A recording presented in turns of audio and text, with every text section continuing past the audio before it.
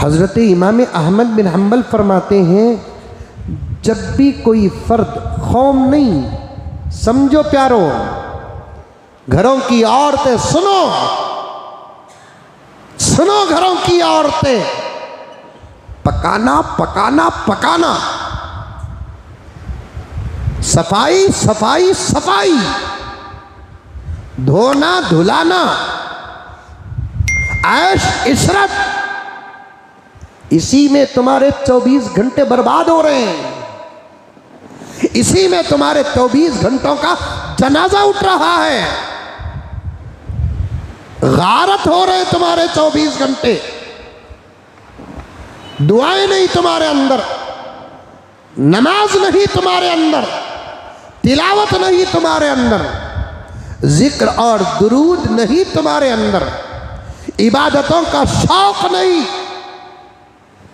जितना पकाने का शौक है ना, अगर उसका 50% इबादत का शौक तुम्हारे अंदर आ जाता, आज हालात ही कुछ और होते।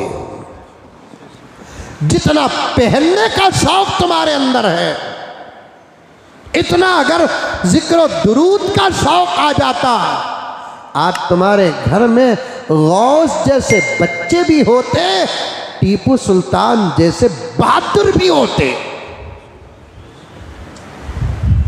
खाना खाना खाना। अभी इसी हफ्ते में एक छोटा सा फैसला आया मेरे पास,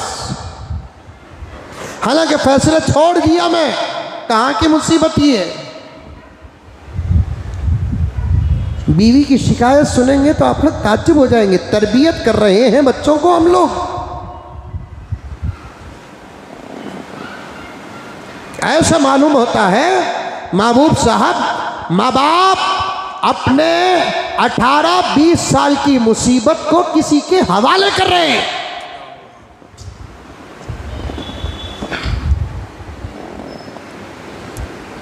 दो तरफा बात करता हूं मैं।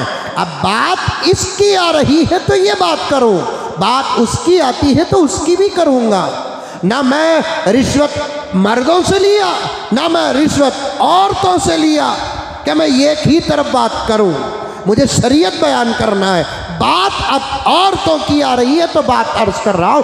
ऐसे मालूम हो रहा है कि हमारे अपने 18-20 साल की मुसीबत हम किसी के हवाले कर रहे हैं, शादी नहीं कर रहे हैं।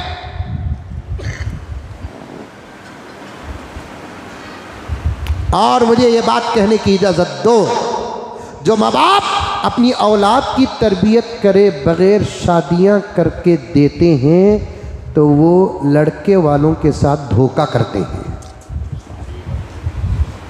क्या मौलाना बात सही है?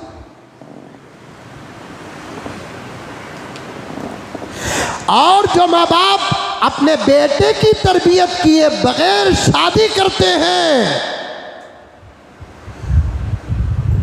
वो माँ बाप भी लड़की वालों के साथ धोखा कर रहे हैं।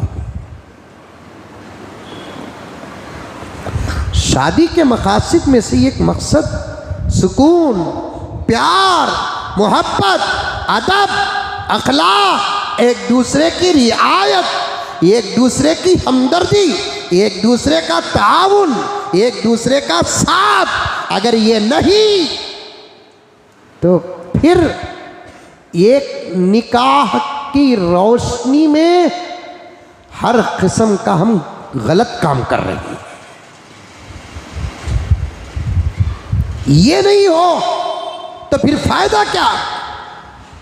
ये बड़ी बड़ी इमारतें, आराम और आसाइश और सहूलतों के तमाम जराए 50-50 लाख की कार, लेकिन बवक्ते ज़रूरत कोई बीवी अपने शौहर का पैर नहीं दबाती। इससे झोपड़ी में ज़िंदगी गुजारने वाले गरीब ऐसे मालदारों से करोड़ दर्जे ज़्यादा बेहतर है।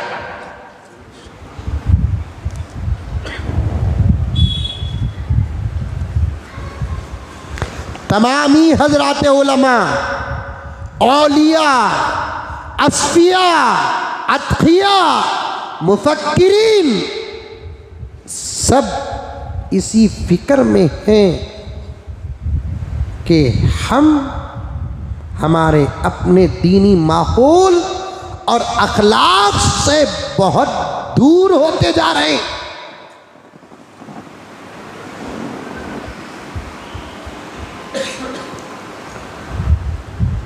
चलो भाई कोई निज़ाम बनाएंगे।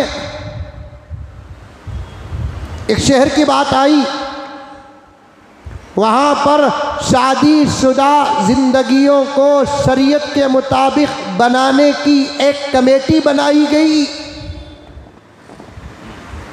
उलमा और जिम्मेदारान मिलकर, क्योंकि उस गांव में तलाक और खुला के वाक़ियात ज़्यादा होने लगे।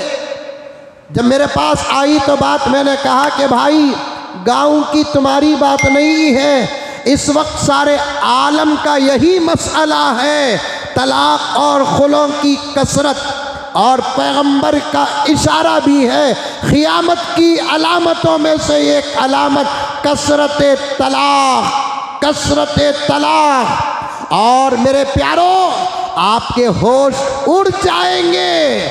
शादी के बाद कम मुद्दत में भी तलाक और खुले वाक़े हो रहे हैं। शादी होकर नाना नानी दादा दादी बनने के बाद भी तलाक और खुले के वाक़ियात हो रहे हैं।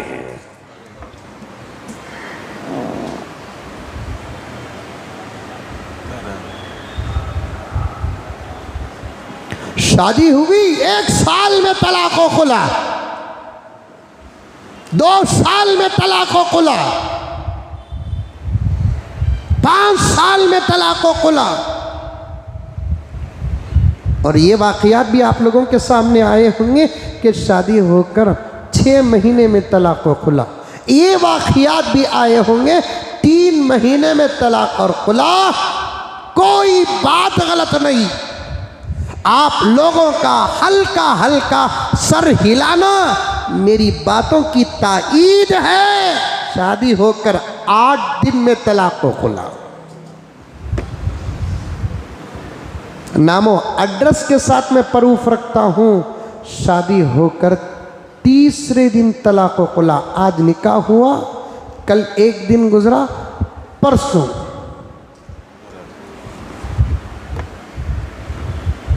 नौजवानों तुम बहुत भटके हो,